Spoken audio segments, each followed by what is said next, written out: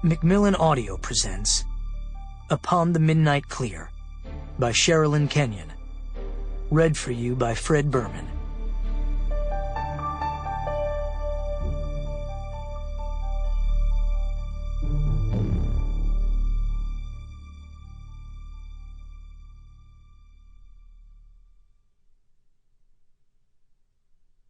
The way to overcome the angry man is with gentleness, the evil man with goodness, the miser with generosity, and the liar with truth. An Indian proverb. It sounds good, doesn't it? If only people in life were that effing easy. Trust me, it takes more than a friendly biscuit to tame a hungry lion, and it's all fun and games until someone gets hurt. Then, it's war. Savitar, Chthonian god. Prologue. Dolor smiled as he finally felt the call of his summoning ring. For countless centuries he'd been asleep, cursed to wait for another human to grow enough testicles to awaken him. How he hated the dream goddess Leta for her abilities to trap him to this fate, to make him the lapdog of a mere mortal. Now the bitch would pay. But first, he'd have to deal with this pathetic mortal who had temporary power over him. Leaning his head back, he allowed the conscious part of himself to travel through the darkness until he appeared as an apparition before his summoner. "See? I told you it would work!"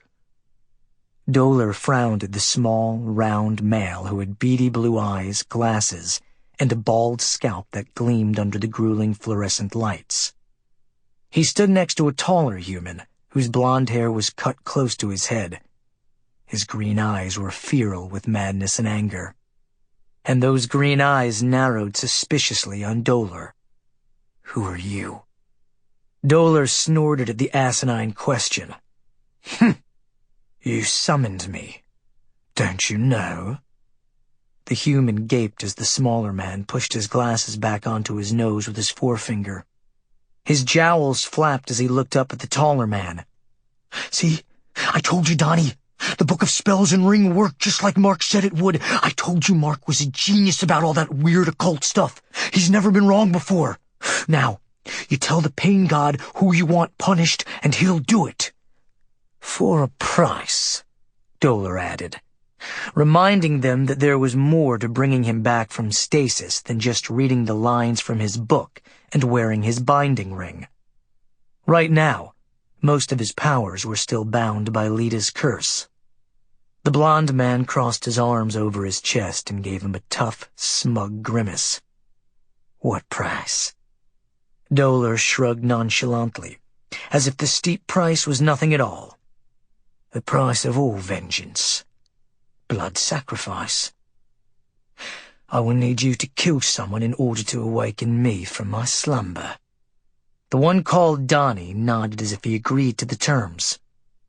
An instant later, he pulled a small shiv from his back pocket and cut the throat of the man beside him.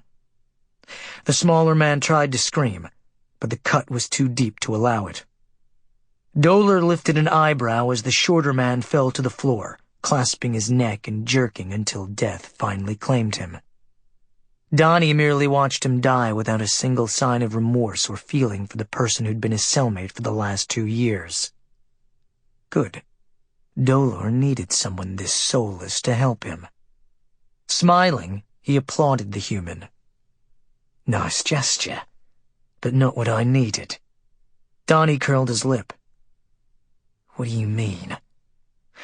"There's a ritual, you fool.